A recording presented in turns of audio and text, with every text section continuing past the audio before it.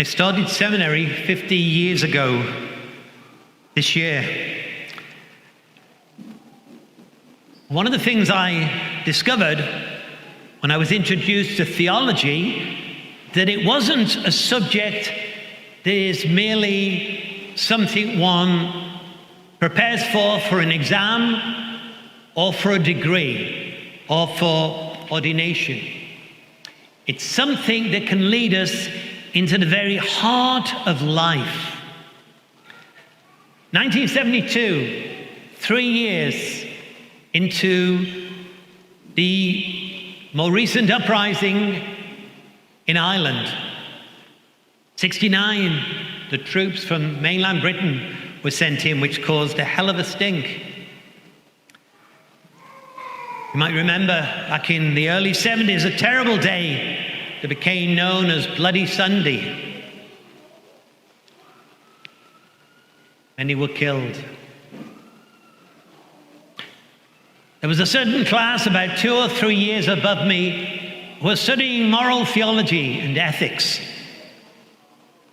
And they were asked to make sense of what they were learning, what they were reading, how they were making it into something that can be truly, when it's lived, good news. So, Colin Kelly's class, with many of his other students, got together with a group of students from Mirfield Theological College, which was about 50 miles away in Yorkshire.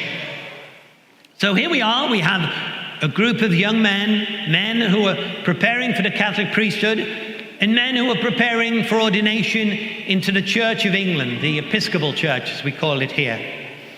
And so they met together, and they came up with the idea that, well, what if we kind of tackle this problem at grassroots level? What if we get together and organize a charity? And the charity became the Northern Ireland Children's Holiday Scheme, founded in 71 or 72, I can't quite remember, but went on for 300 years. I'm not very good. Those zeros do confuse me. 30 years or more. So each summer, a group of students would go with other volunteers, taking a group of young people from Northern Ireland, this place that was divided. Walls were erected, bombs were thrown, houses were set on fire, people were killed. So this was the environment in which they were growing up, in which they were beginning to think, gosh, this is normal. Because if it's the only thing you've known since you're very small, it is the norm. And so they helped to break down some of those barriers between the two sides. And the two sides were both Christian. And so theology is something that we hear proclaimed from the scriptures. We heard the Deacon Robert said, well, read the words, what must I do? And he says, love the Lord your God with all your heart, with all your mind, with all your soul, and your neighbor as yourself. And I'm sure he sort of preened himself and thought, I do all that. But then he said, well, I better check it out. So what does it mean? Because we ought to say, what does it mean if it's going to be something important, relevant, and certainly important because it's our eternal salvation. And he told that famous parable, probably the best known of all the parables that Jesus told his listeners.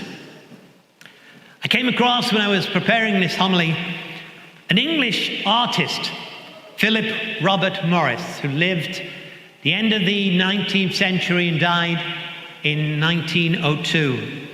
And in Blackburn, it isn't the most auspicious town in England, but in the art gallery there, it has a wonderful painting. And it's a painting of the very scene that was proclaimed to us in the gospel. A man in need, bleeding and bruised at the hands of those who practice violence. And it's got this stranger, beautifully dressed, healing his wounds. But what's most striking about the painting is that he's wearing a loincloth. And if you're not sure what one is, look up to the cross. And so we're told that we need to recognize in every human being, not just those who do nice things, not just those who share the same faith as us, not just those who happen to live good lives, but to recognize in all people the very image and likeness of God. And so what we're asked to do in recognizing him is contained so beautifully in that first reading.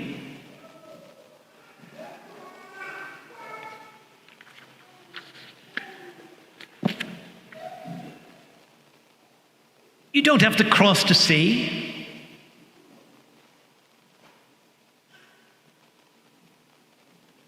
It's something that's very near to you, already in your hearts and in your mouths. You have only to carry it out. And so we say amen to the very body and blood of Christ that we would receive in 20 minutes or more. But if we truly recognize him in the breaking of bread, in the distribution of communion, in breaking bread together, we're asked, when the deacon sends us out to love and serve the Lord, that's what we're asked to do. Not just those who are our neighbor, who live on the same street or worship in the same community. And so we belong to a church that's universal. I looked up some numbers yesterday, and as you know, I'm not very good at numbers. There's 1.2 billion Catholics in the world. So then I thought I better look up how many Christians there are. 2.3. And that's a third of the world's population who will today say amen. Amen to recognizing Jesus. So our church is an enormous church. And it's not just priests and deacons and bishops. It's all who have been baptized into the suffering, death, and resurrection of Christ, and therefore recognize him in those most in need. And thank God that there is within the Catholic Church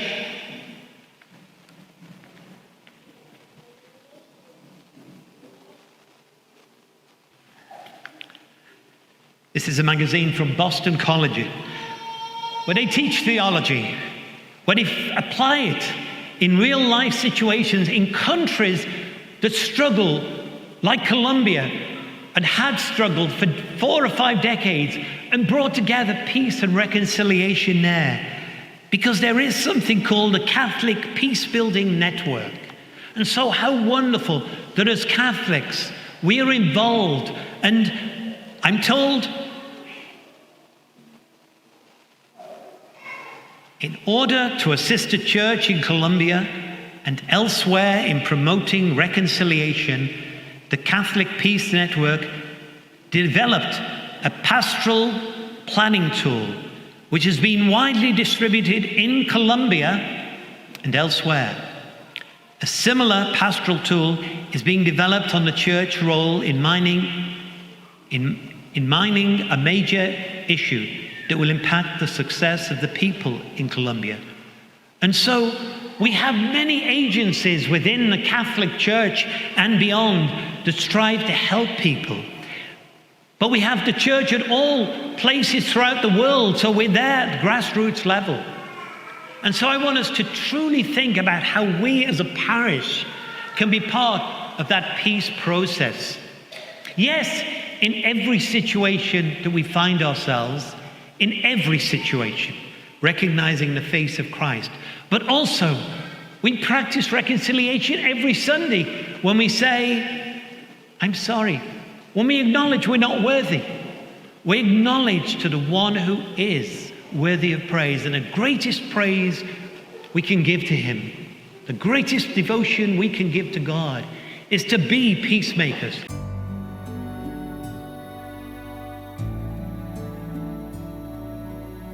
Please like, subscribe, or comment below.